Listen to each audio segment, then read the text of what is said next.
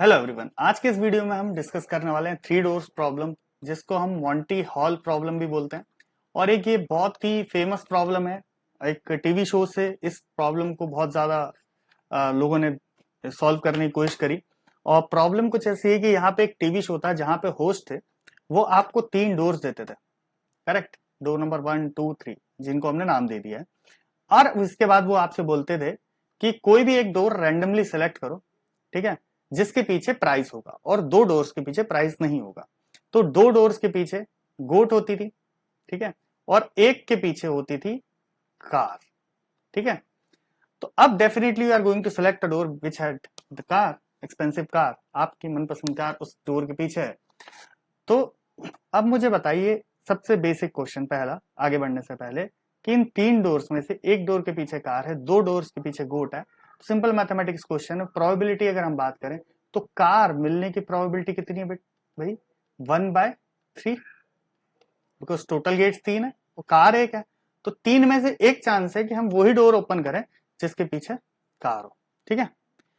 तो होस्ट इसके बाद आपसे बोलते हैं कि भाई एक डोर आप सेलेक्ट कर लो, कोई भी रैंडम। तो इसके बाद आपने एक डोर सेलेक्ट कर लिया। Now he opens one of the doors which have not been selected, right. तो अब आपसे ने बोला कि भाई हमने एक रैंडमली डोर सेलेक्ट कर लिया, डोर नंबर 3, कि भाई हमें लगता है कि डोर नंबर 3 के पीछे कार होगी, ठीक है।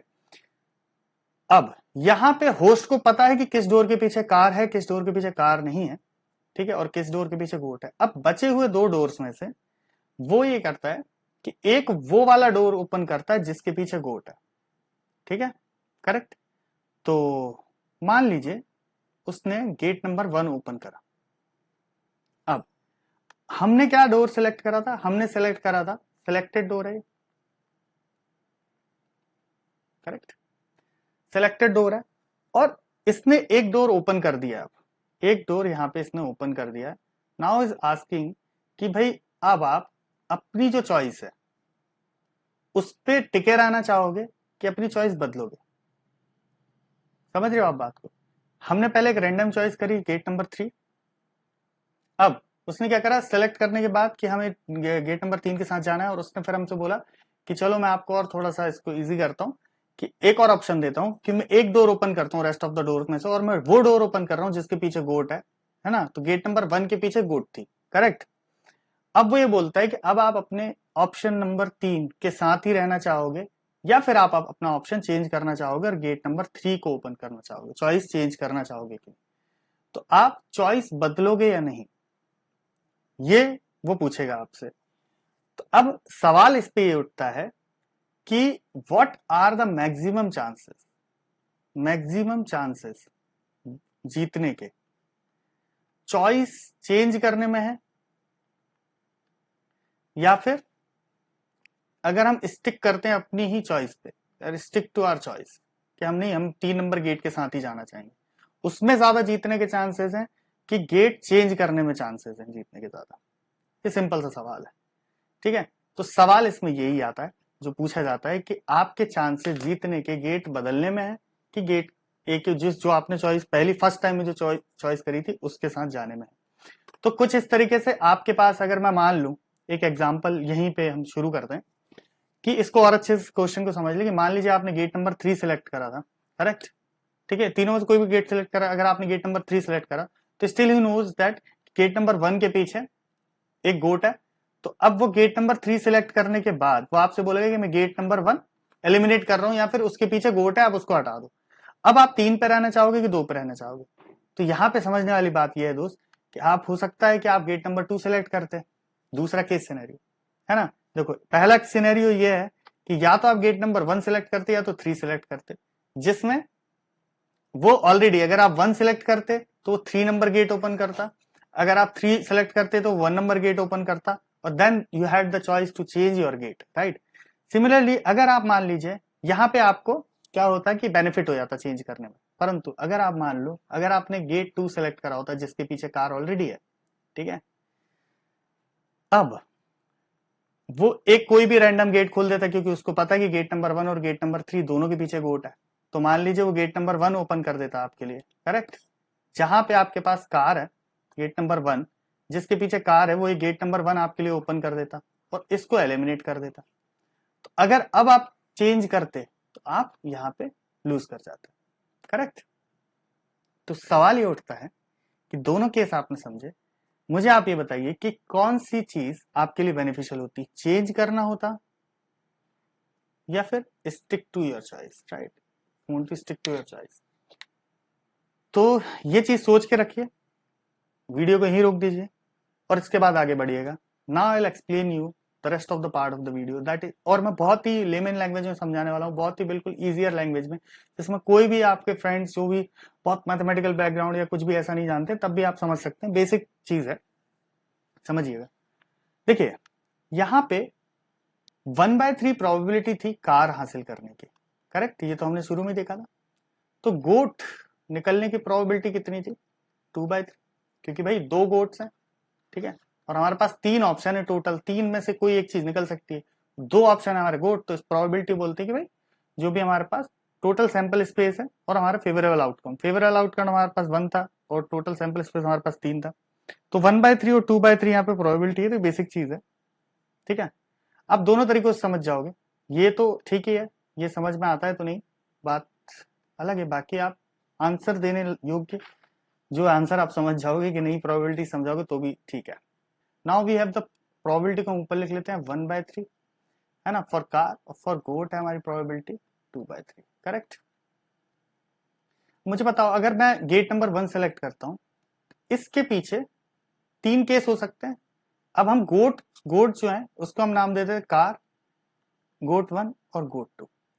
भाई 3 ही संभव पॉसिबिलिटीज है ना, कि या तो इसके पीछे कार होगी गेट नंबर 1 के पीछे, ठीक है, गेट नंबर 1 के पीछे या तो क्या होगी दोस्त, कार होगी, ठीक है। और अगर इसके पीछे कार होती है तो आपको गेट चेंज करना, क्योंकि जैसे मान लीजिए इसके पीछे कार है, फिर रैंडमली होस्ट आएंगे और कोई भी एक गेट खोल देंगे, ओपन कर देंगे आपके लिए, मान लीजिए उन्होंने खोल दिया गेट नंबर 3, ठीक है। देन ही विल आस्क कि आप चेंज करना चाहोगे या नहीं। तो यहां पे मैं ये देखना चाह रहा हूं कि सिर्फ चेंज करने में फायदा है कि नहीं, ठीक है ना, हम चेंज करने के चांसेस देख रहे हैं कि फायदा है कि नहीं। तो हमने बोला कि ठीक है चेंज करूंगा मैं, ठीक है। अगर ऑलरेडी इसके पीछे कार होती तो आप हार जाते, क्योंकि एक गोट यहां थी जो गेट 3 के पीछे, और एक गोट डेफिनेटली यहां पे होती। करेक्ट। चलिए दूसरा केस ये बन सकता है कि हम सब हटा देते हैं। अब दूसरा केस ये बनता है कि आपने गेट 1 ही सिलेक्ट करा है और इसके पीछे गोट 1 है, ठीक है ना, और इनमें से किसी भी एक गेट के पीछे कार है और इसके एक गेट के पीछे कोई भी गोट है। तो इसमें हमें सोचने की बात नहीं, समझने वाली बात नहीं, क्योंकि डेफिनेटली 1 नंबर गेट अगर आपने सेलेक्ट करके रखा है ऑलरेडी, तो नेक्स्ट गेट जो ओपन करने वाला है, तो हमने अगेन गेट नंबर 1 सेलेक्ट करा, इसके पीछे मान लीजिए गोट 1 होती, दूसरा केस है कि मान लीजिए गोट 1 होती, अब फिर क्या होता कि जो होस्ट होते वो आपके पास आते और बोलते कि ठीक है अब मैं वो गेट खोलने वाला हूँ, दूसरा गेट खोलने वाला हूँ, एक ऐसा गेट खोलने वाला हूँ जिसके वजह से गोट है, और वो गेट नंबर 3 खोलते जिसके वजह से गोट होती, और एक ऑप्शन हमारे लिए डिस्कार्ड हो जाता। यहाँ पे अगर आप चेंज कर रहे हैं, क्योंकि हम चेंज करने वाला सिनेरियो देख रहे हैं, यहाँ पे अगर आप चेंज करते हैं तो आप जीत जाते हैं। करेक्ट है। अगेन तीसरा केस ये हो सकता था कि भाई यहाँ पे सारी चीजें ऐसी होती, ठीक है, और यहाँ पे गोट 1 की जगह गोट 2 हो सकती थी। 3 ही केस हो सकते थे ना, कि गोट 1, गोट 2 या कार। तो हमारे पास कार है, गोट 1 हमने देख ली, तो गोट 2 देख लेते हैं, गोट 2 देख सकते हैं, फिर इसके बाद मान लीजिए होता कि यहाँ कार यहाँ है और गोट 1 यहाँ है, कुछ भी पॉसिबल था, कार भी हो सकती थी यहाँ पे और यहाँ पे गोट 1 यहाँ भी हो सकती थी। बट हम एक कोई भी एक केस लेके चल रहे हैं, क्योंकि वैसे भी गेट ओपन होने वाला है ही जो गोट वाला है ना, तो उससे कोई फर्क नहीं पड़ता। यहाँ पे सवाल ये है कि आप अपनी चॉइस बदलेंगे कि नहीं बदलेंगे। तो तीसरा केस हमारे पास ये होता कि गेट के पीछे क्या है भाई, गेट के पीछे गोट 2 है ना, और अगर आप चेंज करते हो चॉइस अपनी डेफिनेटली, तो पहले क्या करेगा, वो आके एलिमिनेट कर देगा, जहां भी एक गोट है वो ओपन कर देगा। अब आपसे वो पूछेगा कि whether you are going to change your choice, है ना, आप स्टिक करना चाहेंगे या चेंज करना चाहेंगे। अगेन अगर आप चेंज करते हैं तो आप जीतेंगे। तो अभी तक आप ये समझ गए होंगे दोनों केसेस में जीते हैं, जहां पे जिस गेट में आपने सेलेक्ट करा था, जिस गेट को आपने सेलेक्ट करा था उसके पीछे क्या थी, गोट थी। आप देख सकते हैं आपके पास 3 केसेस थे, 3 केसेस थे, case number 1, case number 2, case number 3। Change करने पे आप उन्हीं 2 केसेस में जीतते हैं जहां पे गेट के पीछे गोट थी। तो इसका मतलब अगर आप चेंज करते हैं तो प्रोबेबिलिटी ऑफ विनिंग क्या होगी? 2/3। क्यों? क्योंकि किसी भी डोर के पीछे एक गोट होने की प्रोबेबिलिटी क्या है? 2/3। ठीक है ना? When you are changing. अच्छा, अगर आप स्टिक करते हैं, आप फिर बोले कि नहीं सर ठीक है, तो ये तो आपने एक अलग तरीके से बता दिया कि ठीक है, बात घुमा फिरा के अगर आप 2/3 करते हैं, बट अगर मैं अपनी चॉइस पे रहता तो ये तो पहली प्रोबेबिलिटी थी ही ना कि 1/3 चांसेस थे।